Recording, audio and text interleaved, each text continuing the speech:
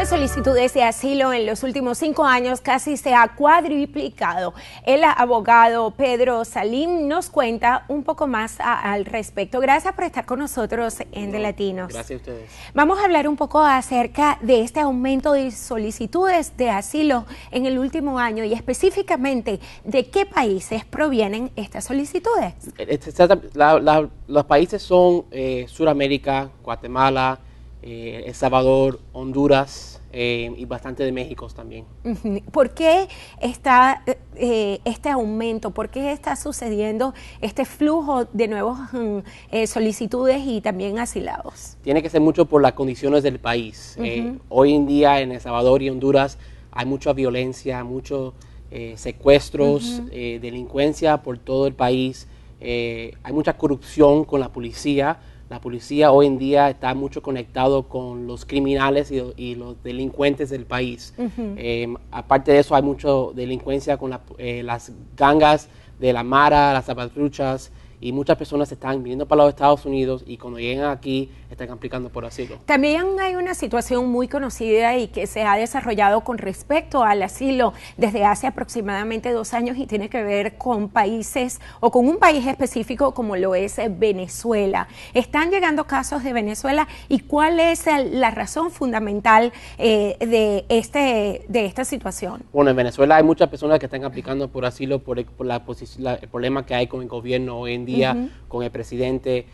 Muchas personas están huyendo el gobierno porque le están cogiendo las propiedades de que ellos tienen, tierras que tienen, propiedades.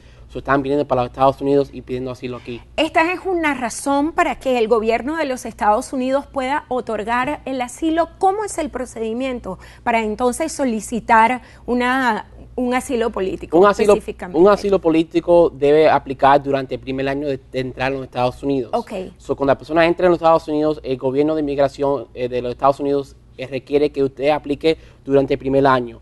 Para uno poder aplicar, tiene que tener un temor de regresar a tu país. Por ejemplo, si tú regresas, algo te va a pasar. Te van a secuestrar, te van a matar. Tiene que tener una razón válida para usted poder aplicar por asilo. Cuando estás hablando de razones válidas, también estás hablando de pruebas que hay que demostrar y conjuntamente con un abogado. Exactamente. Entonces, poder hacer el caso, ¿no? Exacto. No solamente si muchas personas tienen temor de regresar, pero tiene que tener pruebas de amenazas que ha tenido en tu país, amenazas de muerte.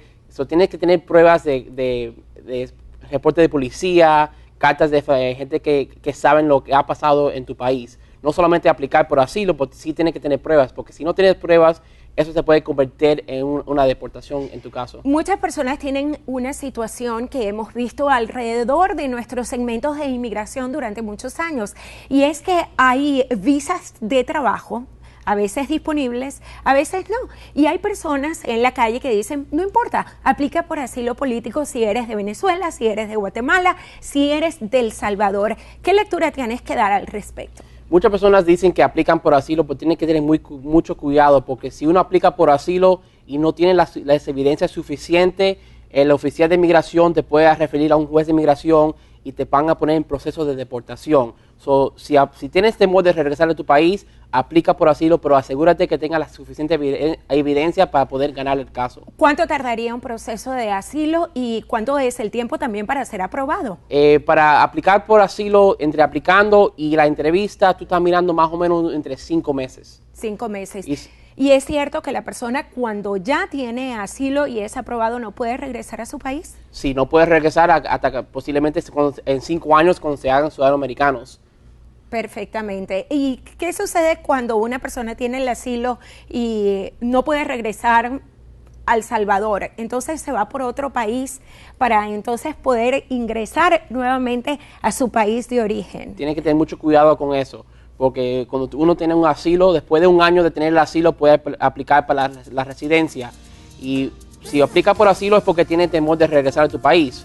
Si tú tienes la residencia y regresas, no luce bien con inmigración que estás regresando al país donde tienes temor.